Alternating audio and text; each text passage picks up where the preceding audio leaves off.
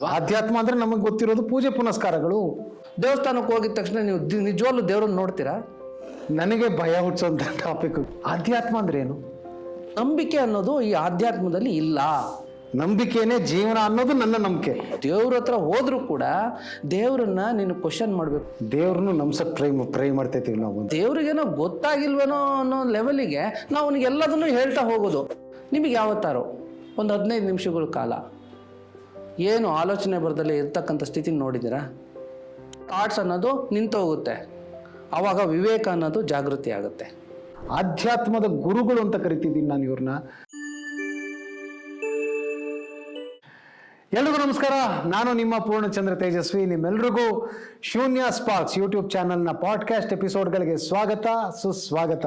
ಎಂದಿನಂತೆ ನಮ್ಮ ಜೊತೆ ಅವರ ಅಪಾರ ಅನುಭವವನ್ನು ಮತ್ತು ಈ ಒಂದು ಸಬ್ಜೆಕ್ಟ್ ಬಗ್ಗೆ ನಮ್ಗೆ ಇನ್ನೂ ಡೀಪಾಗಿ ಅರ್ಥ ಮಾಡಿಸೋದಕ್ಕೆ, ಅನುಭವವನ್ನು ಕೊಡೋದಕ್ಕೆ ಈ ನಮ್ಮ ಶೂನ್ಯ ಫೌಂಡೇಶನ್ನ ಫೌಂಡರ್ ಆದಂಥ ಶ್ರೀ ಹರಿಜಿ ಗುರುಜಿ ನಮ್ಮ ಜೊತೆಲಿದ್ದಾರೆ.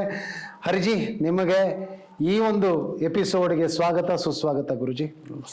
ಗುರುಜಿ, ಸಾಮಾನ್ಯವಾಗಿ ಇವತ್ತಿನ ಟಾಪಿಕ್ ಇದೆಯಲ್ಲ ಗುರುಜಿ, ನನಗೆ ಭಯ ಹುಟ್ಟಿಸೋಂಥ ಟಾಪಿಕ್ ಗುರುಜಿ. ಅಂದರೆ ಸಾಮಾನ್ಯ ನನಗೆ ಆಧ್ಯಾತ್ಮ ಅನ್ನೋ ಒಂದು ಟಾಪಿಕ್ಕಿಂದ ಯಾವತ್ತೂ ತುಂಬ ದೂರ ಅಂತ ಅನಿಸುತ್ತೆ ಗುರುಜಿ. ಸಾಮಾನ್ಯ ಮನುಷ್ಯರಿಗೆ ಆಧ್ಯಾತ್ಮಕ್ಕೆ ಒಳಗಾಗಿದ್ದಾನೆ ಅವನು ಅಂತಂದರೆ ನಮ್ಮನ್ನು ಬಿಟ್ಟು ಎಲ್ಲೋ ಬೇರೆ ಕಡೆ ಹೋಗ್ಬಿಟ್ಟಿದ್ದಾನೆ ಅಂತ ಅನಿಸುತ್ತೆ ಗುರುಜಿ.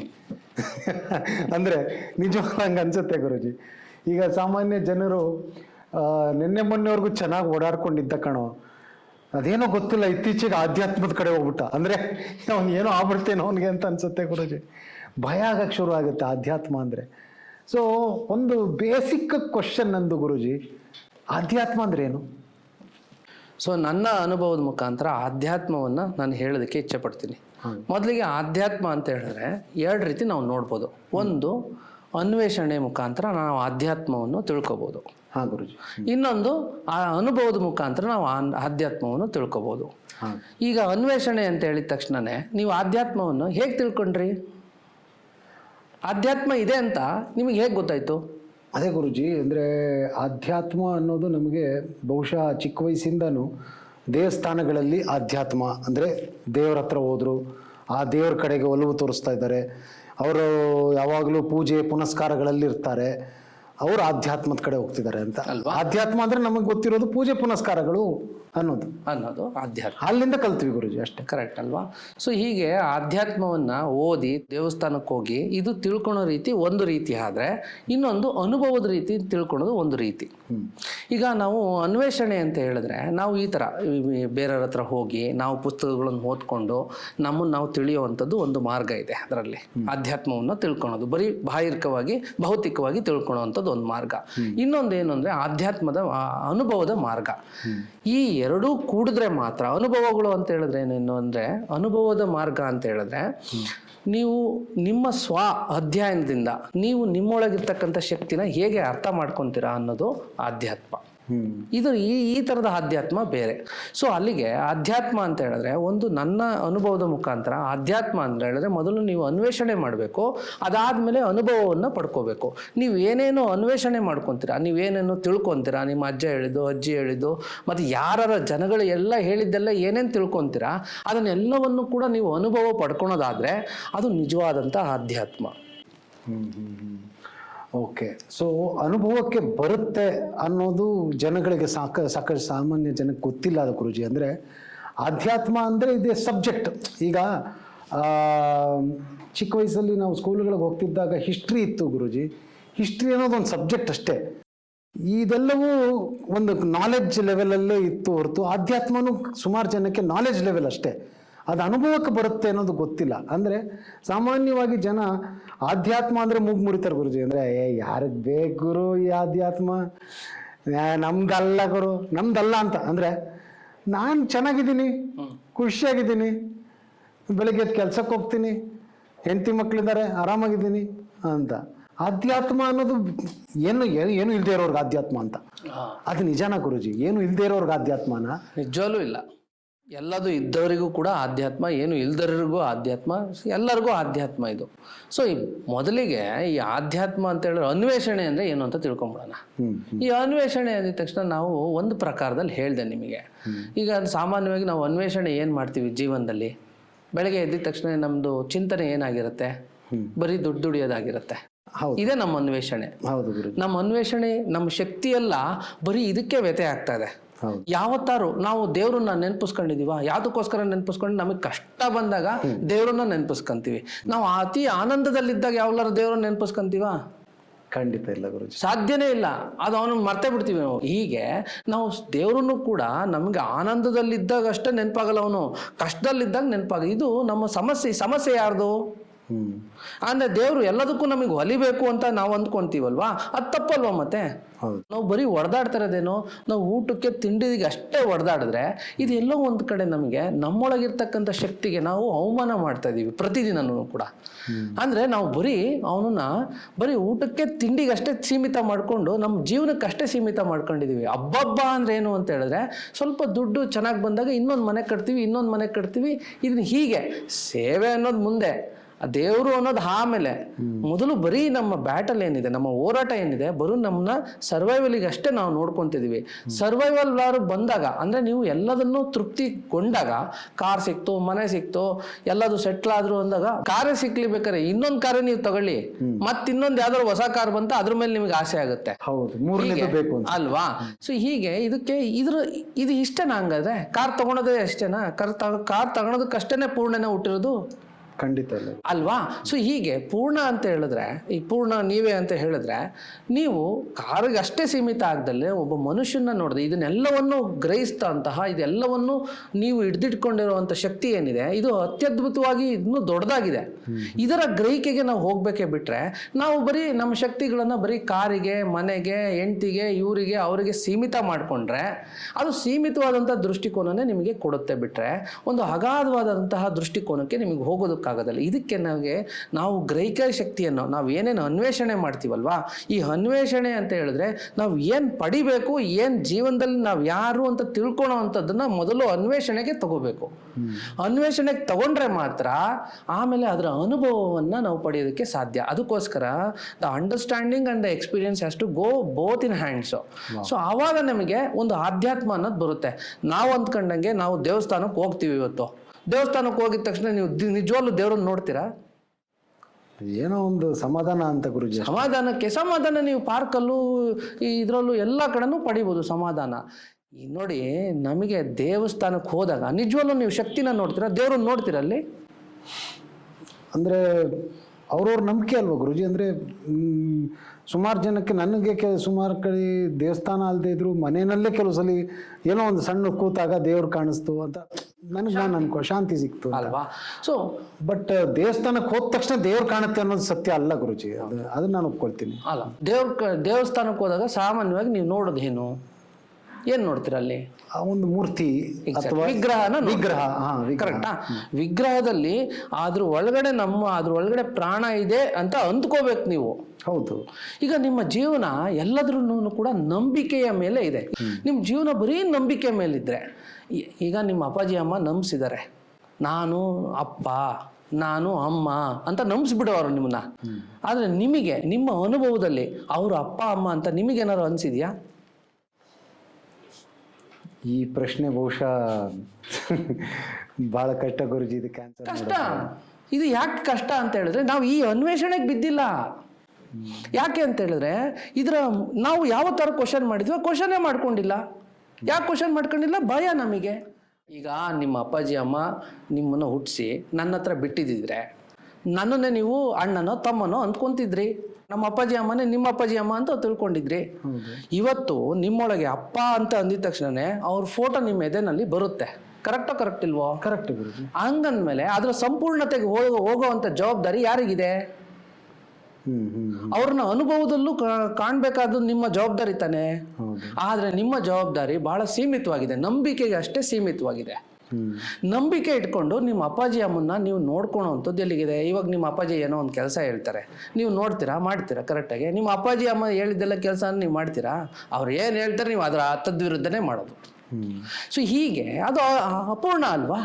ಸೊ ಹೀಗೆ ಒಬ್ಬ ಅಪ್ಪ ಅಮ್ಮನಿಂದ ಹಿಡಿದು ಮೂಲಭೂತವಾಗಿ ಅವರಿಂದ ಹಿಡಿದು ನನ್ನೊಳಗಿರ್ತಕ್ಕಂಥ ಶಕ್ತಿನ ಎಲ್ಲದನ್ನೂ ಅರ್ಥ ಮಾಡ್ಕೊಳೋದಕ್ಕೆ ಈ ಅನ್ವೇಷಣೆ ಬೇಕಾಗುತ್ತೆ. ಈ ಅನ್ವೇಷಣೆಯ ಆಲೋಚನೆಗಳು ಬೇಕಾಗುತ್ತೆ.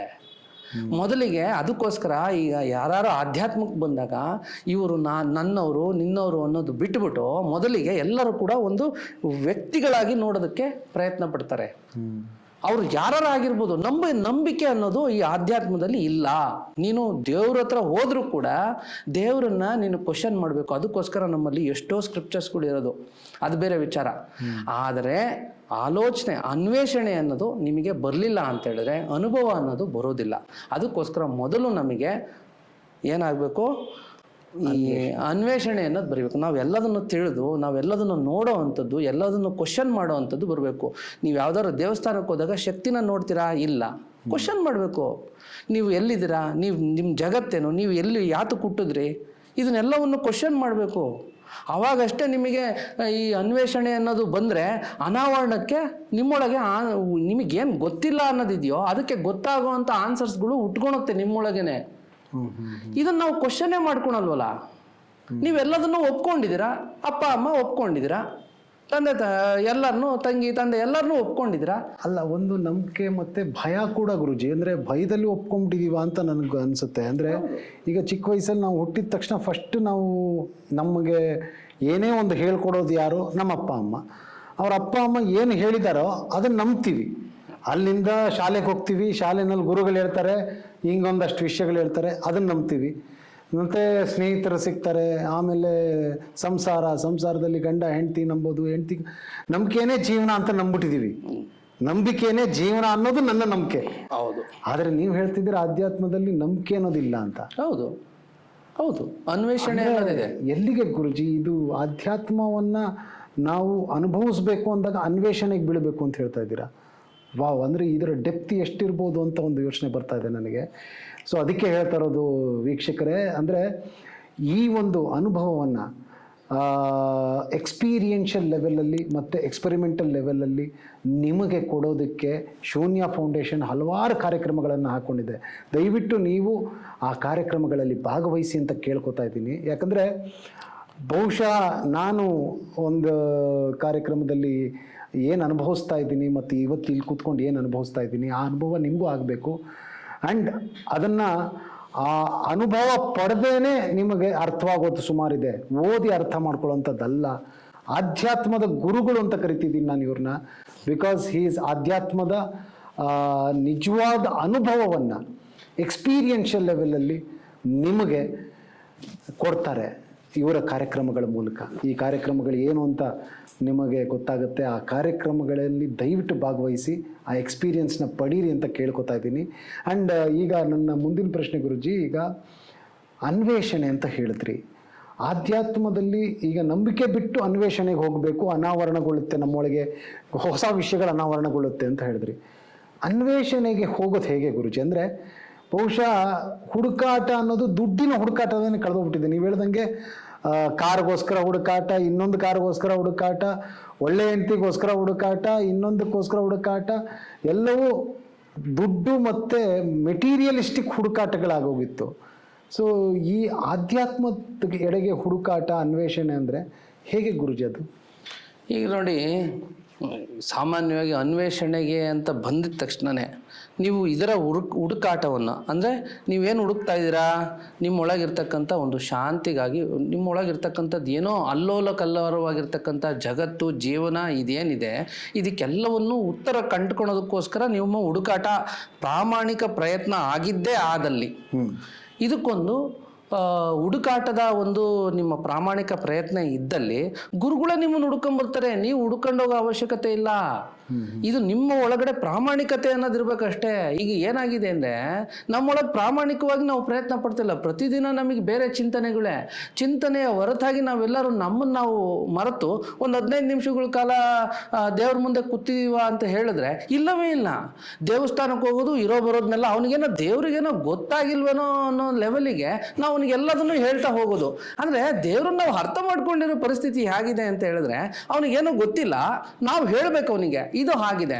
ಅವನಿಗೆ ನಾವು ದೇವಸ್ಥಾನಕ್ಕೆ ಹೋದಾಗ ಅವನನ್ನು ಎಲ್ಲವನ್ನೂ ನನ್ನನ್ನು ತಿಳ್ಕೊಂಡಿದ್ದಾನೆ, ನಾನು ಈಗ ಈ ಸ್ಥಿತಿನಲ್ಲಿದ್ದೀನಿ, ನನ್ನ ಸ್ಥಿತಿಯನ್ನು ಒಂದು ಸ್ವಲ್ಪ ಉದ್ಧಾರ ಮಾಡು ಅಂತ ಹೇಳ್ಕೊಂಡು ಸುಮ್ಮನೆ ಕುತ್ಕೊಳೋದು ಬಿಟ್ಟು ಈಗ ನನ್ನ ಕಷ್ಟನೆಲ್ಲ ಅವನಿಗೆ ತೋಡ್ಕೊಳ್ತಾ ಹೋದರೆ ಅವಾಗ ಏನಾಗುತ್ತೆ, ಅವನಿಗೆ ಇರೋದು ಕನ್ಫ್ಯೂಷನ್ ಆಗುತ್ತೆ. ಯಾಕೆಂದರೆ ಅವನು ಎಲ್ಲವನ್ನು ಕೊಟ್ಟು ನಿಮಗೆ ಕಳಿಸಿರ್ತಾನೆ, ಆದರೆ ನಿಮಗೆ ಕಾರ್ ಬೇಕಾಗಿರುತ್ತೆ. ಆದರೆ ಇದು ಬಹಳ ಬಹಳ ಡಿಫ್ರೆನ್ಸ್ ಇರೋ ಅಂಥ ಒಪಿನಿಯನ್ಸ್ಗಳು ಅಷ್ಟೇ. ಆದರೆ ಅವನು ಅನಂತವಾಗಿರ್ತಕ್ಕಂಥ ಶಕ್ತಿನೇ ನಿಮ್ಮೊಳಗೆ ತುಂಬಿ ಕಲಿಸಿದಾಗ ನೀವು ಅದನ್ನು ವೆರಿ ಸೆಲೆಕ್ಟಿವ್ ಆಗಿ ಡ್ರಾ ಮಾಡಿಕೊಂಡಾಗ ನಿಮಗೆ ಕಷ್ಟ ಆಗುತ್ತೆ ಅವನನ್ನು ಅರ್ಥ ಮಾಡ್ಕೊಳ್ಳೋದು. ಅದಕ್ಕೋಸ್ಕರ ದೇವಸ್ಥಾನಕ್ಕೆ ಹೋದಾಗ ನೀವು ಆದಷ್ಟು ಅವನನ್ನು ಸುಮ್ಮನೆ ಮುಕ್ತವಾಗಿ ನೋಡೋವಂಥ ಒಂದು ವ್ಯವಧಾನ, ನಿಮಗೆ ಪರಿಸ್ಥಿತಿಗಳು ನಿಮ್ಮೊಳಗೆ ಬಂದರೆ ಅದು ಬಹಳಷ್ಟು ಉಪಯೋಗ ಆಗುತ್ತೆ. ನನಗನ್ಸೋದು ಗುರುಜಿ, ದೇವ್ರನ್ನು ನಮ್ಸಕ್ ಟ್ರೈ ಮಾಡ್ತೈತೀವಿ ನಾವು ಅಂತ. ಅಂದ್ರೆ ನೋಡು ಗುರು, ನನಗೆ ಕಷ್ಟ ಇದೆ ಗುರು, ನನಗೆ ಕಷ್ಟ ಇದೆ ಗುರು, ನಂಗೆ ಕಷ್ಟ ಇದೆ ಗುರು, ನೀನು ನಂಬೇಕಿದನ್ನ ಅಂತ ದೇವ್ರಿಗೆ ಬಲವಂತ ಮಾಡ್ತಿದ್ದೀವಿ ನಂಬಬೇಕು ಅಂತ. ನಂಬಿಕೆ ಅಂದ್ರೆ ಯಾವ ಮಟ್ಟಕ್ಕೆ ದೇವ್ರನ್ನ ನಾವು ನಂಬಿದ್ದೀವಿ ಅಂದ್ರೆ ಅವ್ರನ್ನೂ ನಂಬಿಸ್ಬೇಕಾಗಿದೆ ಇವತ್ತು. ಆ ಥರ ನಂಬಿದ್ದೀವಿ ನಾವು. ಅದೇ ನಂಬಿಕೆ ಅನ್ನೋದು ಅಂತ ಬಂದಾಗ ನಿಮ್ಮ ಶಕ್ತಿಯನ್ನು ನೀವೇ ನಂಬ್ತಿಲ್ಲ ಅನ್ನೋದು ನನ್ನದೊಂದು ವಿಚಾರ. ಈಗ ಯಾಕೆ ಅಂತ ಹೇಳಿದ್ರೆ, ನೀವು ನಂಬಿಟ್ರೆ, ಎಲ್ಲವನ್ನು ನೀವು ನಂಬಿಟ್ರೆ ಏನಾಗುತ್ತೆ, ನಿಮ್ಮ ಶಕ್ತಿಯ ಬೆಲೆನೇ ನಿಮಗೆ ಗೊತ್ತಾಗೋದಿಲ್ಲ. ಸಪೋಸೆ ನಾನು ನಿಮ್ಮೊಳಗೆ ಬೇರೆ ಥರ ಇರ್ತಕ್ಕಂಥ ಒಂದು ಪರ್ಸ್ನಾಲಿಟಿ ನಾನು ನೋಡ್ತೇನೆ, ಬೇರೆ ರೀತಿಯಾಗಿರ್ತಕ್ಕಂಥ ಪೂರ್ಣನನ್ನು ನಾನು ನೋಡ್ತೇನೆ, ಅವಳ ಹತ್ರ ಇನ್ನೊಬ್ಳನ್ನ ನೋಡ್ತಾನೆ. ಸೊ ಹೀಗೆ ನಾನು ನೋಡಿದಾಗ ನಿಮಗೆ ಎಕ್ಸ್ಪ್ಲೇನ್ ಮಾಡಿದಾಗ ನಿಮಗೆ ಅನಿಸುತ್ತೆ, ಇದು ನನ್ನ ಹತ್ರ ಇಲ್ವೇನೋ, ಅಯ್ಯೋ ನಾನೆಲ್ಲಿ ಈ ಥರದ್ದೆಲ್ಲ ಮಾಡೋಕ್ಕಾಗುತ್ತೆ, ಈಗೆಲ್ಲ ನಾನು ಹೇಗೆ ಆಗುತ್ತೆ ಅಂತ ಅಂದ್ಕೊತೀವಿ. ಬಟ್ ಆದರೆ ನಿಮಗೆ over A period of time ನಿಮ್ಮನ್ನು ನೀವು ಒಂದು ಸ್ವಲ್ಪ ನನ್ನ ಹತ್ರ ಇದ್ದು ಈ ಸಾಧನೆಗಳನ್ನೆಲ್ಲ ಮಾಡಿದಾಗ, ಅಯ್ಯೋ ನಾನು ಇದನ್ನು ಮಾಡಿದ್ನಾ, ನಿಮಗೆ ಯಾವತ್ತಾರೋ ಒಂದು 15 ನಿಮಿಷಗಳ ಕಾಲ ಏನು ಆಲೋಚನೆ ಬರ್ದಲ್ಲೇ ಇರ್ತಕ್ಕಂಥ ಸ್ಥಿತಿ ನೋಡಿದ್ದೀರಾ? 15 ನಿಮಿಷನ? ಹಾಂ, 1 ಸೆಕೆಂಡ್ ಕೂಡ ಈಗ ಆಲೋಚನೆ ಇಲ್ದಿರ ಇರೋಕ್ಕಾಗಲ್ಲ ಗುರುಜಿ. ಸೊ ಈಗಲೂ ಅಂದ್ರೆ ಯಾವ ಮಟ್ಟದ ಆಲೋಚನೆಗಳು ಬರ್ತಿರುತ್ತೆ ಅಂದ್ರೆ, ನಂಬಿಕೆ ಜೊತೆನಲ್ಲೇ ಈಗ ಕೂತಿರೋ ಚೇರ್ ಯಾವಾಗಲೂ ಬೀಳಲ್ವಾ ಅನ್ನೋದು ಒಂದು ಆಲೋಚನೆ ಇರುತ್ತೆ. ಅಪ್ಪ ಕರೆಕ್ಟಾಗಿ ಕೂತಿದ್ದೀನ, ಚೇರ್ ಬೀಳಲ್ವಾ ಅನ್ನೋದ್ರಿಂದ ಹಿಡಿದು ಆ ಥರ ನಾವು ಓಡಾಡ್ತಾ ಇದ್ದಾಗ ಎಲ್ಲಿ ಎಡು ಬಿಡ್ತೀವೋ ಅನ್ನೋ ಆಲೋಚನೆಯಿಂದ ಹಿಡಿದು ಪ್ರತಿ ಸೆಕೆಂಡು ಆಲೋಚನೆ ಇದ್ದೇ ಇರುತ್ತೆ ಗುರುಜಿ. ಅಲ್ವಾ? ಆಲೋಚನೆ ಇಲ್ಲದೆ ಇರೋಕ್ಕೆ ಸಾಧ್ಯನೇ ಇಲ್ವಲ್ಲ. ಕರೆಕ್ಟಾ?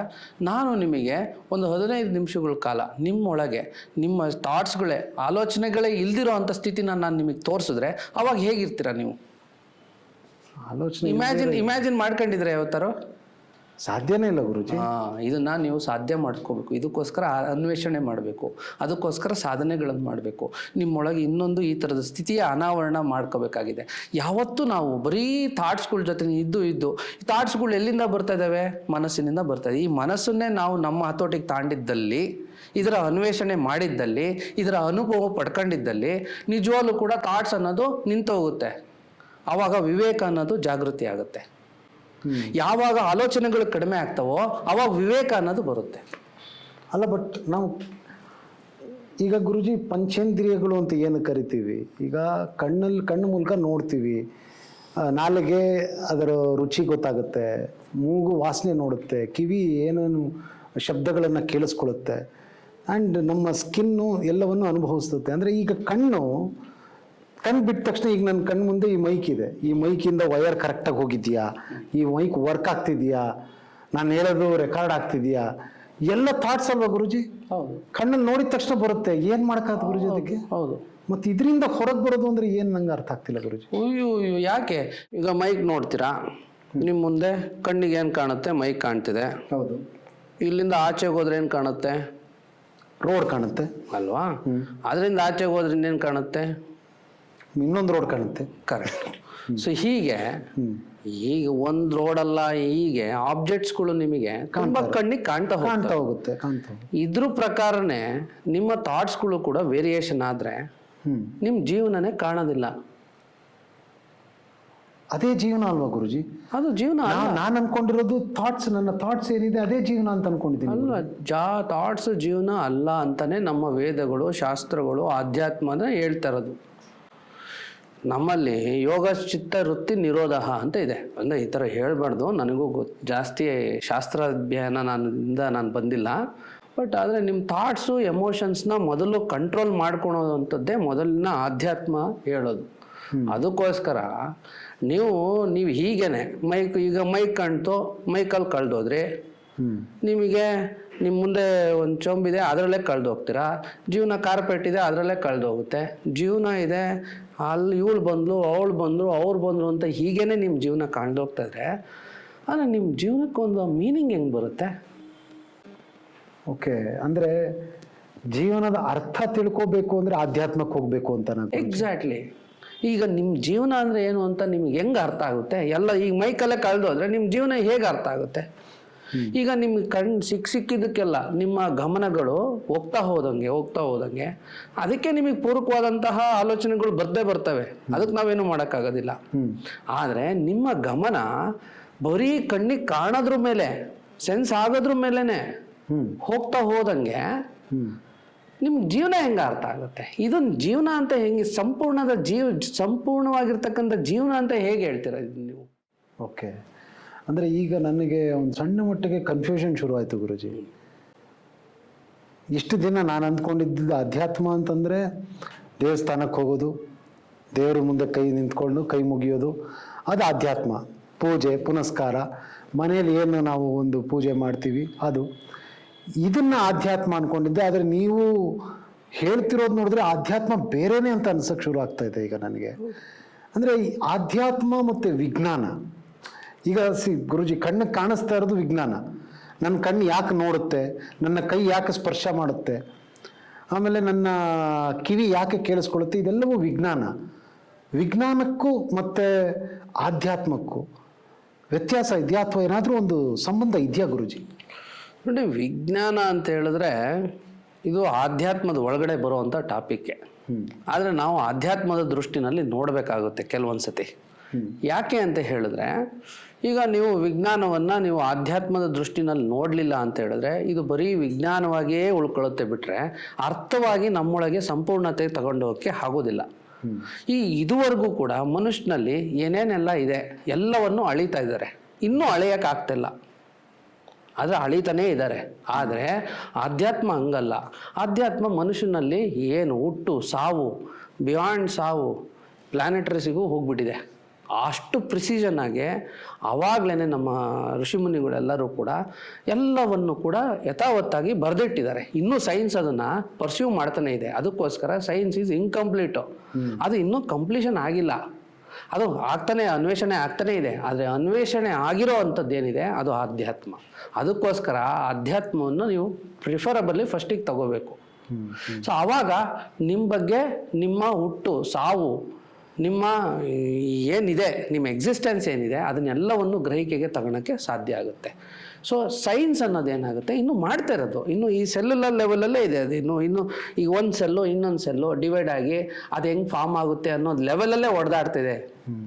ಅದು ಇನ್ನೂ ಇಂಥ ದೊಡ್ಡದಾದಂತಹ ದೈತ್ಯವಾಗಿರ್ತಕ್ಕಂತಹ ಮನುಷ್ಯನಲ್ಲಿರ್ತಕ್ಕಂಥ ಈ ಕಾನ್ಷಿಯಸ್ನೆಸ್ನ ಪ್ಯಾರಾಮೀಟರ್ಸಲ್ಲಿ ಅಳೆಯೋದು ಬಹುತೇಕವಾಗಿ ಸಾಧ್ಯ ಆಗೋದಿಲ್ಲ. ಆದರೂ ಕೂಡ ಅದು ಆಗ್ತಾನೇ ಇರೋದು, ಅದು ತುಂಬ ಟೈಮ್ ಬೇಕು. ಆ ಪ್ರಿಸಿಷನ್ಗೆ ಬರೋದಕ್ಕಾಗೋದಿಲ್ಲ. ಅಧ್ಯಾತ್ಮ ಅಂದರೆ ಅನುಭವದಿಂದ ಪಡಿಬೇಕು. ಓಕೆ, ಸೊ ಗುರುಜಿ ಈಗ ಹುಟ್ಟು ಸಾವು ಅಂತ ಹೇಳಿದ್ರಿ. ನಮಗೆ ಗೊತ್ತು ಗುರುಜಿ, ಹುಟ್ಟೋದು ನಮ್ಮ ಕೈಲಿಲ್ಲ, ಸಾವು ನಮ್ಮ ಕೈಲಿಲ್ಲ. ಮತ್ತು ಒಂದು ದಿವಸ ಹುಟ್ಟಿದಾಗಿಂದ ಜೀವನ ಜಂಜಾಟ ಒದ್ದಾಟ ಎಲ್ಲದರಲ್ಲಿ ಒಂದು ದಿವಸ ಸಾಯ್ತೀವಿ ಅಂತಲೂ ಗೊತ್ತು. ಹುಟ್ತೀವಿ ಸಾಯ್ತೀವಿ ಎರಡೂ ಗೊತ್ತಿದೆ. ಮಧ್ಯೆ ಜೀವನ ಯಾಕೆ ಗುರುಜಿ, ಯಾಕೆ ಇಷ್ಟು ಒದ್ದಾಟ ನಮಗೆ, ಯಾಕೆ? ಅದನ್ನೇ ಅಲ್ವಾ ಅಧ್ಯಾತ್ಮ. ಈಗ ನಮಗೆ ಶಿಕ್ಷಣದ ಕೊರತೆ. ಈಗ ನೀವು ಒಂದು ಮಗು ಆಗಿದ್ದಾಗ ಈ ಆಧ್ಯಾತ್ಮದ ಶಿಕ್ಷಣದ ಕೊರತೆಯಿಂದ ನಾವು ಹಿಂಗೆ ಆಗಿದ್ದೀವಿ. ಇದು ಏನಾಗಿದೆ ಅಂದರೆ ನಾವು ಬರೀ ಚಿಕ್ಕದ್ರಲ್ಲಿದ್ದಾಗ, ಈಗ ಯಾವುದೇ ಒಂದು ಮಗು ಇದ್ದಾಗ ಚಿಕ್ಕದ್ರಲ್ಲಿದ್ದು ದೊಡ್ಡದಾಗಬೇಕಾದ್ರೆ ಅಧ್ಯಾತ್ಮದಲ್ಲಿ ಮುಂದಕ್ಕೆ ಹೋಗ್ಬೇಕು ಅಂತ ಏನಾದ್ರು ಸಾಧನೆ ಮಾಡ್ತಾನಾ? ಬಹುಶೇಕವಾಗಿ ಇಲ್ಲ. ಈಗಿನ ಕಾಲದಲ್ಲಂತೂ ಇಲ್ಲ. ಆಗಿನ ಕಾಲದಲ್ಲಿ ಇತ್ತು.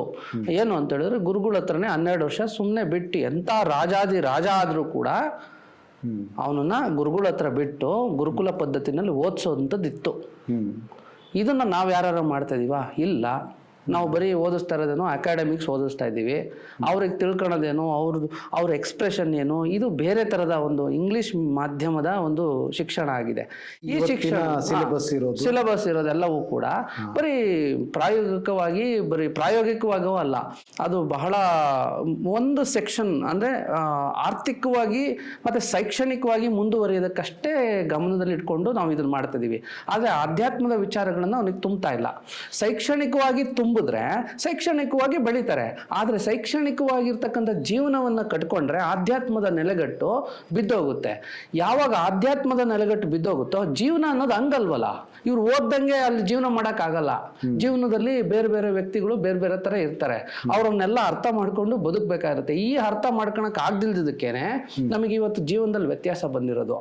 ಅದಕ್ಕೋಸ್ಕರ ಅಧ್ಯಾತ್ಮದ ಶಿಕ್ಷಣ ಯಾಕೆ ಬೇಕು ಅಂತ ಹೇಳಿದ್ರೆ ಜೀವನದ ಕಲೆ ಕಲಿಯೋದಕ್ಕೆ, ಜೀವನ ಅಂದ್ರೆ ಏನು ಅಂತ ಅರ್ಥ ಮಾಡ್ಕೊಳೋದಕ್ಕೋಸ್ಕರ, ಜೀವನದ ಅರ್ಥ ಮತ್ತೆ ಅನುಭವವನ್ನ ಮೊದಲೇ ಪಡ್ಕೊಂಡು ಅದರ ಆಧಾರಿತವಾಗಿ ನಾವು ಜೀವನವನ್ನು ಮಾಡೋದಕ್ಕೋಸ್ಕರ ಶಿಕ್ಷಣ ಶೈಕ್ಷಣಿಕವಾಗಿ ಬೆಳಿಬೇಕು. ಆದ್ರೆ ಆಧ್ಯಾತ್ಮದ ನೆಲೆಗಟ್ಟಿನಲ್ಲಿ ನಾವು ನಮ್ಮತನನ ಉಳಿಸ್ಕೊಂಡಿರ್ಬೇಕು, ರೂಪಿಸ್ಕೊಂಡಿರ್ಬೇಕು, ಅದರ ಶಿಕ್ಷಣವನ್ನು ಪಡಿಬೇಕು. ಅಂದ್ರೆ ನೀವು ಹೇಳೋದು ಇವತ್ತು ಬಹಳ ಚಿಕ್ಕ ವಯಸ್ಸಿಗೆ, ಅಂದರೆ ಈಗ ಸ್ಕೂಲ್ಗೆ ಹೋಗಕ್ಕೆ ಶುರು ಮಾಡ್ತಾನೆ ಒಂದು ಹುಡುಗ, ಚಿಕ್ಕ ಹುಡುಗ ಅಥವಾ ಹುಡುಗಿ ಸ್ಕೂಲ್ಗೆ ಹೋಗಕ್ಕೆ ಶುರು ಮಾಡ್ದಾಗಿಂದಾನು ಜ್ಞಾನ ಬೆಳೀತಾ ಹೋಗುತ್ತೆ. ಅಂದರೆ ಸಿಲೆಬಸ್ ನೀವು ಹೇಳ್ದಂಗೆ ಶೈಕ್ಷಣಿಕ ಜ್ಞಾನ ಬೆಳೀತಾ ಹೋಗುತ್ತೆ ಗುರುಜಿ. ಅದರ ಜೊತೆಗೆ ಆರ್ಥಿಕವಾಗಿ ಹೇಗೆ ಬೆಳಿಬೇಕು ಅನ್ನೋದು ಐಡಿಯಾ ಬರುತ್ತೆ.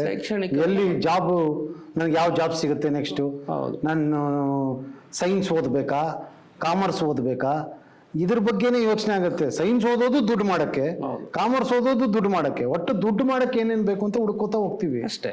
ಕರೆಕ್ಟ್. ಆದ್ರೆ ನೀವು ಹೇಳೋದು ಆ ವಯಸ್ಸಲ್ಲಿಂದನೇ, ಅಂದ್ರೆ ಆ ಚಿಕ್ಕ ವಯಸ್ಸಿಂದನೇ ಇದರ ಜೊತೆಗೆ ಆಧ್ಯಾತ್ಮವನ್ನು ಕಲಿಸ್ತಾ ಹೋದ್ರೆ ಬದುಕೇನು ಅಂತ ಅರ್ಥ ಆಗುತ್ತೆ ಅಂತ ಆ ವಯಸ್ಸಿಂದನೇ ಕಲಿಸ್ಬೋದಾಗ. ಯಾಕಾಗಲ್ಲ? ಅದಕ್ಕೋಸ್ಕರ ನಮ್ಮಲ್ಲಿ ಗುರುಕುಲ ಪದ್ಧತಿ ಅನ್ನೋದು ಇದ್ದಿದ್ದು. ಎಂತ ರಾಜ ಆದ್ರೂ ಕೂಡ ನೀವು 12 ವರ್ಷ ಗುರುಗಳ ಹತ್ರ ಇರಬೇಕಾಗಿತ್ತು. ನೀವು ಅವ್ರು ಹೇಳಿದ ವಿದ್ಯೆ ಕಲಿಬೇಕಾಗಿತ್ತು, ಎಲ್ಲದನ್ನು ಅವ್ರಿಗೆ ಸಮಗ್ರವಾಗಿ ಕೊಡಬೇಕಾಗಿತ್ತು. ಗುರುಕುಲ ಪದ್ಧತಿನಲ್ಲಿ ಈ ತರ ನಾವು ಜಾಬಿಗೋಸ್ಕರ ನಮ್ಮ ಜೀವನವನ್ನ ನಾವು ಜೀವನ ದೊಡ್ಡ ರೀತಿನಲ್ಲಿ ನೋಡೋ ಅಂತ ಮನೋಭಾವನೆನ ತರ್ತಾ ಇತ್ತದು. ಅದನ್ನ ಬರೀ ನೀನು ಬರೀ ಈ ಜೀವನಾಂಶಕ್ಕೋಸ್ಕರ ಈಗ ನಾವು ಸ್ಟ್ರಗಲ್ ಪಡ್ತಾ ಇದೀವಲ್ವಾ, ಏನೋ ಒಂದು ಇಂಜಿನಿಯರ್ ಆಗಿ ಸ್ಟ್ರಗಲ್ ಪಡ್ತೀವಿ, ಒಂದು ಅದಾಗಿ ಸ್ಟ್ರಗಲ್ ಪಡ್ತಾ ಇದೀವಲ್ಲ, ಈ ತರದ ಮನೋಭಾವನೆ ಅಲ್ಲಿಗೆ ಬರ್ತಾ ಇರ್ಲಿಲ್ಲ. ಈತ ಏನಾಗ್ತಿದ್ದ 12 ವರ್ಷಗಳಲ್ಲಿ ಈತ ಏನಾಗ್ತದೆ, ತನ್ನೊಳಗಿರ್ತಕ್ಕಂಥ ಶಕ್ತಿಯನ್ನು ಅರಿತು, ಅಂದ್ರೆ ಅವನು ಒಳಗಿರ್ತಕ್ಕಂಥ ಶಕ್ತಿಯನ್ನು ತಿಳ್ಕೊಂಡು ಆಮೇಲೆ ಅವನ ಜೀವನವನ್ನು ರೂಪಿಸ್ಕೊಂತ ಇದ್ದ, ವಿಚ್ ಇಸ್ ಮೋರ್ ಈಸಿಯರ್. ಈಗೇನಾಗ್ತದೆ, ಎಲ್ಲರೂ ಕೂಡ ಇಂಜಿನಿಯರ್ಸ್ ಆಗ್ತಾ ಇದಾರೆ. ಆದ್ರೆ ಅವ್ರಿಗೆ ಇಂಜಿನಿಯರ್ಸ್ ಆಗಿ 30-35 ವರ್ಷ ಆದ್ರೂ ಕೂಡ ಏನ್ ಮಾಡ್ಬೇಕು ಅನ್ನೋದು ಗೊತ್ತಾಗ್ತಿಲ್ಲ, ಎಲ್ಲಿ ಸೆಟ್ಲ್ ಆಗ್ಬೇಕು ಅನ್ನೋದು ಗೊತ್ತಾಗ್ತಿಲ್ಲ. ಹೆಂಗೆ ಬರುತ್ತೋ ಆಕಸ್ಮಿಕವಾಗಿ, ಈಗ ಎಲ್ಲಿ ಸಿಗುತ್ತೋ, ಇಲ್ಲಿ ಬೆಂಗಳೂರಲ್ಲಿ ಸಿಗುತ್ತೋ ಅಲ್ಲೇ ಇದ್ಬಿಡೋಣ. ಇದು ಆಕಸ್ಮಿಕದ ಬದುಕು. ಆಕಸ್ಮಿಕವಾಗಿರ್ತಕ್ಕಂಥ ಬದುಕಿನಲ್ಲಿ ನೀವು ಬಹಳಷ್ಟು ಕ್ಲಾರಿಟಿನ ಎಕ್ಸ್ಪೆಕ್ಟ್ ಮಾಡ್ತಿದ್ರೆ, ಅಂದ್ರೆ ಜೀವನ ನನಗೆ ಇದು ಸಿಗ್ಬೇಕು, ಅದು ಸಿಗ್ಬೇಕು, ದೇವರನ್ನು ನೋಡ್ಬೇಕು, ಅದೆಲ್ಲವೂ ಸರಿಯಾಗಿರ್ಬೇಕು ಅಂದ್ರೆ ಹೇಗೆ ಸಾಧ್ಯ? ಹೀಗೆ ಸಾಧ್ಯನೇ ಆಗೋದಿಲ್ಲ. ಅದಕ್ಕೋಸ್ಕರ ಒಂದು ಶಿಕ್ಷಣ, ಯಾವುದರ ಶಿಕ್ಷಣ, ತಮ್ಮ ಜೀವನದ ಮೂಲ ಶಕ್ತಿಯನ್ನು ಅರಿತು, ಅದಾದ ಮೇಲೆ ನಿಮ್ಮ ಒಳಗಡೆ ಇರ್ತಕ್ಕಂಥ ಶಕ್ತಿಯನ್ನು ಅರಿತು, ಅದಾದ್ಮೇಲೆ ನೀವು ಜೀವನ ರೂಪಿಸ್ಕೊಳ್ಳಿ. ನೀವು ಏನಾರ ಆಗಿ, ಅಲ್ಲೊಬ್ಬ ನೀವು ಇಂಜಿನಿಯರ್ ಆಗ್ಬೋದು, ಡಾಕ್ಟರ್ ಆಗ್ಬೋದು, ಏನಾರ ಆಗ್ಬೋದು, ನಿಮಗೆ ಇಂಟ್ರೆಸ್ಟ್ ಇರೋ ಸಬ್ಜೆಕ್ಟ್ ಮೇಲೆ ಆಮೇಲೆ ತನ್ನೊಳಗಿರ್ತಕ್ಕಂಥದ್ರ ಮೇಲೆ ನಿಂತ್ಕೊಳ್ಳೋ ಅಂಥದ್ದು. ಈಗೇನಾಗಿದೆ, ಎಲ್ಲರೂ ಕೂಡ ಮೆಡಿಕಲಿಗೆ ಹೋಗ್ತಾರೆ. ಆಮೇಲೆ ಅರ್ಥ ಆಗುತ್ತೆ ಅವ್ರಿಗೆ ಇದೆಲ್ಲ ನಂದು ಅಂತ, ಇದೆಲ್ಲ ನನ್ನ ಪಾತು ಅಂತ ಹೇಳ ಕೆಟ್ಟ ಡಾಕ್ಟರ್ ಆಗ್ತಾರೆ, ಇಲ್ಲ ಬಿಡಿ. ಸೊ ಹೀಗೆ ಅದು ಒಂದಿಷ್ಟು ವರ್ಷಗಳಾದ್ಮೇಲೆ ಅವರಿಗೆ ಆ ಲರ್ನಿಂಗ್ ಪರ್ಸೆಪ್ಷನ್ ಇಂಟ್ರೆಸ್ಟ್ ಅನ್ನೋದು ಬಿದ್ದೋಗ್ಬಿಟ್ಟಿರುತ್ತೆ. ಈಗ ಚಿಕ್ಕ ವಯಸ್ಸಲ್ಲಿ ನೀವು ಹೆಂಗೆ ಕಲಿತಾ ಇರ್ತೀರ, ದೊಡ್ಡವರಾದ್ಮೇಲೆ ಕಲಿಯಕ್ಕಾಗುತ್ತೆ ಅದೇ ತರ? ಕಲಿಯೋದಕ್ಕಾಗೋದಿಲ್ಲ. ಒಂದು ಸೆಲೆಕ್ಟಿವ್ ರೀಸನ್ಗೆ ಬಂದ್ಬಿಡ್ತೀವಿ ಆಲ್ರೆಡಿ. ಹಾಗೆ ಚಿಕ್ಕದ್ರಲ್ಲೇ ನಾವು ಇದರ ಶಕ್ತಿಯ ಅನಾವರಣ ಮಾಡ್ಕೊಂಡಿದ್ರೆ ದೊಡ್ಡರಾದ್ಮೇಲೆ ಅದ್ರ ಮೇಲೆ ಜೀವನ ಮಾಡೋದಕ್ಕೆ ಈಸಿ ಆಗುತ್ತೆ. ಇದೇ ನಮ್ಮ ಶಿಕ್ಷಣ. ಆದ್ರೆ ಈ ಶಿಕ್ಷಣ ಎಲ್ಲೂ ಆಗ್ತಿಲ್ವೇ? ಈಗ ನಾವೇನ್ ಮಾಡ್ತೀವಿ, ಎಲ್ಲರೂ ಡಾಕ್ಟರ್ ಅಂತ ಕಳಿಸ್ತಾ ಇದೀವಿ. ಡಾಕ್ಟರ್ ಆದ್ನವನು ಇಲ್ಲ, ಇನ್ನೇನೋ ಆದ. ಇಂಜಿನಿಯರ್ ಅಂತ ಕಳಿಸ್ತೀವಿ, ಇನ್ನೇನಾರ ಆದ್ನ, ಇನ್ನೇನೂ ಆಗ್ಲಿಲ್ಲ. ಅಂದ್ರೆ ಅವರಿಗೆ ಒಂದು ಡಿಸೈಡಿಂಗ್ ಫ್ಯಾಕ್ಟರ್ಸು ಫಸ್ಟ್ ಪೇರೆಂಟ್ಸ್ ಇಂದ ಸ್ಟಾರ್ಟ್ ಆಗ್ಬೇಕು. ಸೊ ಹಂಗೆ ಆಧ್ಯಾತ್ಮ ಅನ್ನೋದು ಶಿಕ್ಷಣ ಅನ್ನೋದು ಶೈಕ್ಷಣಿಕವಾಗಿಯೂ ಇರಬೇಕು, ಅದ್ರ ಜೊತೆಗೆ ಆಧ್ಯಾತ್ಮಿಕವಾಗಿಯೂ ಇರಬೇಕು. ಈಗಿನ ಕಾಲದಲ್ಲಿ ಬಹುತೇಕವಾಗಿ ಕಡಿಮೆ ಆಗಿದೆ, ಬಟ್ ಅದು ಉಳಿಸ್ಕೊಂಡ್ ಬಂದಿದ್ದಾರೆ. ನಮ್ಮ ಇಂಡಿಯಾದಲ್ಲಿ ಅದರ ಗುರುಕುಲ ಪದ್ಧತಿ ಅನ್ನೋದು ಕೆಲವೊಂದಿಷ್ಟು ಮಠಗಳಲ್ಲಿ ಅದನ್ನ ಮಾಡ್ತಾ ಇದ್ದಾರೆ. ಆದ್ರೆ ಅದು ಸಂಪೂರ್ಣತೆಗೆ ಹೋಗಿಲ್ಲ, ಆದ್ರೆ ಅದನ್ನ ಮಾಡ್ತಾ ಇದ್ದಾರೆ. ಓಕೆ, ಅಂದರೆ ಈಗ ಸಾಮಾನ್ಯ ಮನುಷ್ಯರಲ್ಲಿ ಇರುವಂಥ ಒಂದು ಮಿಸ್ಕನ್ಸೆಪ್ಷನ್ ಅಂತಲೇ ಹೇಳ್ತೀನಿ ಗುರೂಜಿ. ಯಾಕಂದರೆ ನಿಮ್ಮ ಮಾತುಗಳು ಕೇಳಿದ ಮೇಲೆ ನನಗೆ ಇಷ್ಟು ದಿವಸ ಅದನ್ನೇ ನಿಜ ಅಂದ್ಕೊಂಡಿದ್ದೆ. ಆದರೆ ಈಗ ನಿಮ್ಮ ಮಾತುಗಳು ಕೇಳಿದ ಮೇಲೆ ನನಗೆ ಅದು ಮಿಸ್ಕನ್ಸೆಪ್ಷನ್ ಅನಿಸ್ತಿದೆ. ಏನು ಅಂದರೆ ಆಧ್ಯಾತ್ಮ ಅನ್ನೋದು ವಯಸ್ಸಾದವರಿಗೆ ಅದೊಂದಿದೆ ಗುರೂಜಿ. ಎಲ್ಲ ಮನುಷ್ಯರಲ್ಲೂ ಇದೆ. ಆಧ್ಯಾತ್ಮ ಏನಪ್ಪ ಅಂದರೆ ಯಾರು ಆಧ್ಯಾತ್ಮಿಕವಾಗಿರ್ತಾರೆ ಅಂದರೆ ವಯಸ್ಸಾದ ಮೇಲೆ ಎಲ್ಲ ಬಿಡ್ತಾರೆ, ರಿಟೈರ್ ಆಗ್ತಾರೆ, ಜಂಜಾಟಗಳಿಂದ ಹೊರಗೆ ಬರ್ತಾರೆ. ಅಂಥವ್ರು ದೇವರು ದಿಂಡ್ರು ಅನ್ಕೊಂಡು ಬೆಳಗ್ಗೆ ಎದ್ದು ಪೂಜೆ ಮಾಡಿಕೊಂಡು ಅವರು ಆಧ್ಯಾತ್ಮ.